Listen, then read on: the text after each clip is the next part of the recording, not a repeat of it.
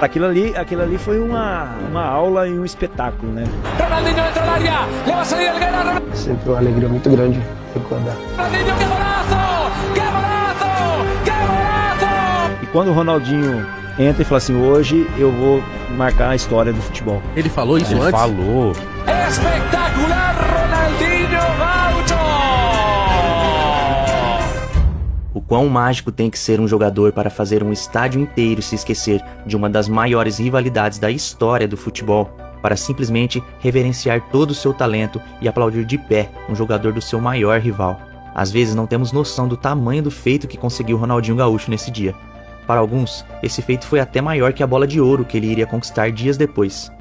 Nesse vídeo vamos mostrar a história e os bastidores de um dia mágico para o futebol. E independente se você gosta mais do Real Madrid ou do Barcelona, todos concordamos que nesse dia o bruxo realmente marcou a história de um dos maiores clássicos do mundo. A rivalidade entre Real Madrid e Barcelona é uma das mais intensas e antigas do planeta, tida por muitos inclusive como a maior. Sem dúvidas, o El Clássico é um jogo diferente, e quando essas duas equipes se encontram, o mundo todo para assistir. E toda essa rivalidade vai além da disputa de títulos, de grandes jogadores em campo, de jogos disputadíssimos, enfim, todo o lado esportivo do duelo. O confronto traz também o lado político e cultural envolvendo as duas equipes. Mesmo que indiretamente, o Barcelona sempre foi um símbolo da luta do povo catalão por independência. Já o Real Madrid é o time da realeza espanhola e representa o poder centralizador de Madrid. Inclusive nos jogos é normal ver torcedores do Barça carregarem e exibirem com orgulho a bandeira da Catalunha, enquanto a torcida do Real faz o mesmo com a bandeira da Espanha.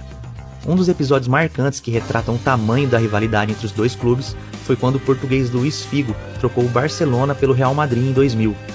Figo tinha grande identificação com o clube catalão e era considerado o ídolo no Barcelona, onde jogou por 5 temporadas e conquistou 7 títulos, carregando inclusive a braçadeira de capitão por várias vezes, além de ser considerado como um dos melhores jogadores de futebol do mundo. No entanto, algo que parecia improvável aconteceu. Ele aceitou a proposta de Florentino Pérez, o presidente do Real Madrid, que pagou 60 milhões de euros pela contratação, um valor recorde na época, se tornando o primeiro galáctico daquele time de estrelas que o Real montou nos anos 2000. A mudança de Figo para o rival histórico do Barcelona causou uma enorme revolta nos torcedores culés, que se sentiam traídos pelo seu ex-ídolo, e o seu retorno ao Camp Nou, agora como jogador do Real Madrid, foi pra lá de hostil. Eram mais de 100 mil pessoas no estádio, e o craque português foi recebido com uma chuva de vaias, insultos e objetos lançados pela torcida catalã. O barulho no estádio era ensurdecedor. Até hoje acredita-se na Espanha que foi a maior vaia ouvida em um campo de futebol. Em outro confronto, já na temporada de 2002, no momento em que Figo se preparava para bater um escanteio, uma chuva de objetos começa a voar da arquibancada. O jogo é paralisado, e os jogadores do Real tiveram que sair escoltados para o banco de reservas. E algo que ficou marcado nesse dia é que até uma cabeça de porco foi jogada no português nesse momento. Já deu para ter uma noção do tamanho da rivalidade entre esses dois clubes, né? E pensar que um jogador brasileiro, com todo o seu talento, fez tudo isso ficar em segundo plano. Com certeza esse é um El Clássico que ficou para a história. Real Madrid e Barcelona brigavam pela liderança do campeonato espanhol. O jogo marcava o retorno de Ronaldo Fenômeno aos gramados, depois de um tempo afastado por uma lesão no tornozelo. O encontro de Samuel Eto'o com a torcida do Real após ter provocado seu ex-clube durante a comemoração do título da La Liga na temporada anterior. E também o primeiro clássico de um jovem jogador argentino, que vinha da base do Barcelona e era uma grande aposta do time. E ainda havia uma pequena mágoa de Ronaldinho com o técnico brasileiro Vanderlei Luxemburgo, revelada anos depois pelo volante Edmilson em uma entrevista. Quando ainda era técnico da seleção brasileira, Luxemburgo havia declarado durante uma coletiva que tirou Ronaldinho do time titular da seleção, pois o jogador estava fora de forma, alegando que ele tinha perdido mobilidade e que isso estava o atrapalhando, o que causou a revolta do jogador na época. O fato é que Ronaldinho nunca engoliu essa declaração de Luxemburgo e entrou em campo com aquela motivação a mais, visto que agora o técnico brasileiro era o comandante do Real Madrid. Ou seja, ingredientes para ser um grande jogo não faltavam. O Santiago Bernabéu estava lotado. Era incrível a qualidade dessas duas equipes na época. Eram praticamente duas seleções em campo, com grandes estrelas dos dois lados, porém, uma brilharia muito mais que as outras naquela noite. Com a bola rolando, o jogo já começa muito disputado.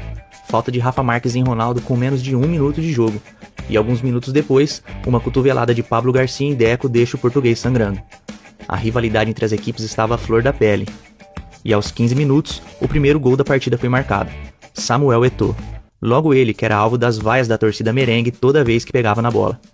Messi deu uma arrancada e passou a bola para o centroavante, que dominou na entrada da área e mesmo cercado por adversários, conseguiu girar e chutar no canto. Fim de primeiro tempo, 1-0 Barcelona. O time catalão estava sobrando em campo. E apesar de já estar causando problemas para a defesa merengue, o show de Ronaldinho Gaúcho estava guardado para o segundo tempo do clássico. Aos 13 minutos, depois de um cruzamento errado de Beckham, Deco liga rapidamente Ronaldinho, que recebe ainda atrás no meio-campo e parte para o contra-ataque. Sérgio Ramos tenta parar o brasileiro, que com um lindo drible deixa o espanhol no chão. Nem parecia que estava passando por um dos melhores zagueiros do mundo. Invade a área e com uma ginga de corpo tira totalmente o espanhol Helguera da jogada e bate forte pro gol. Roberto Carlos até tenta bloquear, porém sem sucesso. A bola começava a aplaudir o brasileiro pela linda jogada e o golaço marcado. Porém, foi aos 32 minutos do segundo tempo que o estádio merengue se rendia completamente ao talento de Ronaldinho.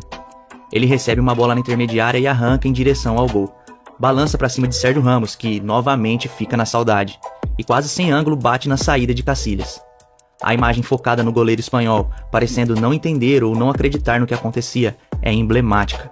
Imediatamente os torcedores do Real Madrid se esquecem de toda a rivalidade que cerca os dois clubes durante toda a sua história. Se esquecem das provocações de Eto'o, da disputa pela liderança do campeonato e aplaudem de pé o jogador brasileiro. Um fato raro, onde o talento, a magia, a genialidade se sobrepôs até mesmo à paixão dos torcedores por seu próprio clube. Não havia rivalidade que impedisse o reconhecimento ao talento de Ronaldinho. Um gesto para a história, sem dúvida nenhuma, como disse o narrador espanhol que transmitiu o jogo. Gesto para a história, sem dúvida alguma, porque isto nunca havia passado. O jogo termina 3-0 para a equipe catalã, com um show à parte de Ronaldinho. No outro dia, jornais do mundo todo estampavam o que havia acontecido no Santiago Bernabéu. Banho histórico, estampou o mundo deportivo. Além de destacar que o brasileiro não era um craque, era o craque. Ronaldinho irradiou alegria, sorriu e se divertiu enquanto recebia os aplausos de um público que desejou que ele fosse um deles. Era o que trazia um jornal The Guardian da Inglaterra. Realmente foi uma noite mágica para o brasileiro, e que ficou marcada na história do confronto. E anos depois, uma história curiosa veio à tona sobre os bastidores daquela noite. Quem vê Ronaldinho sempre sorridente e descontraído, às vezes não imagina como o brasileiro também era um dos líderes daquele elenco. Segundo relataram vários meios de comunicação, Iniesta, ex-companheiro de Ronaldinho no Barcelona, teria publicado em seu livro uma história sobre os bastidores daquele confronto, que faz com que aquela noite fique ainda mais incrível. Ronaldinho teria ligado para Iniesta no meio da noite, faltando alguns dias para o clássico, e disse: "Andrés, eu sei que são 3 da manhã, mas preciso lhe contar uma coisa. Em junho vou embora. Meu irmão está conversando com o Real Madrid. São números incríveis. Não posso dizer não. Eu sou jovem e sei que você vai me entender. Não diga nada no vestiário e para a imprensa. Não me traia. Confio em você mais do que qualquer outra pessoa." Foi nesse episódio que Iniesta percebeu que a genialidade de um dos maiores ídolos que o Barcelona já teve estava além do talento com a bola nos pés. Ele não me deu tempo de dizer nada. No dia seguinte, nós estávamos treinando no campo e a atmosfera estava estranha. O grupo inteiro estava em silêncio e parecia estar se despedindo de Ronaldinho como nunca.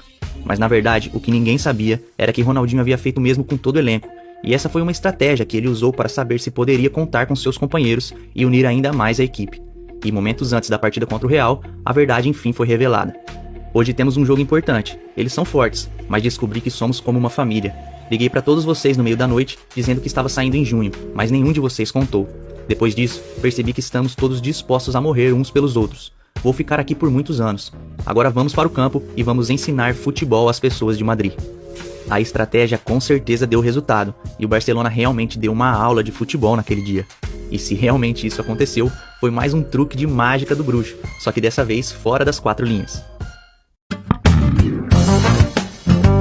O desfecho especial dessa noite ocorreu cerca de uma semana depois, em 28 de novembro, quando Ronaldinho foi oficialmente anunciado como vencedor da Bola de Ouro, confirmando o que o mundo todo já sabia. Embora já tenha conquistado o prêmio da FIFA no ano anterior, a Bola de Ouro da France Football era inédita para ele. Foi a consagração de uma noite mágica e uma temporada histórica do brasileiro. Com certeza, Ronaldinho marcou a história do El Clássico e também a história do Barcelona. Podemos dizer que existe um antes e depois de Ronaldinho no clube catalão. E quando falamos do bruxo em seu auge, são muitos os que colocam o jogador como o mais mágico e talentoso que já existiu.